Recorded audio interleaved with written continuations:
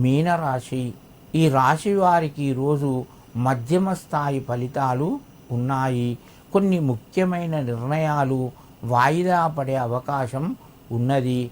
దూర మిత్రులను కూడా కలుద్దామనుకుంటారు కానీ ఆలస్యంగా పనులు అవుతాయి. మీ యొక్క ఆలోచనలు విధానాలు ఎదుటివారికి చెప్పినా కూడా వారు అంగీకరించరు. ముఖ్యమైన నిర్ణయాలు తీసుకోకుండా ప్రశాంతంగా ఆలోచించి వాయిదా వేసుకోండి.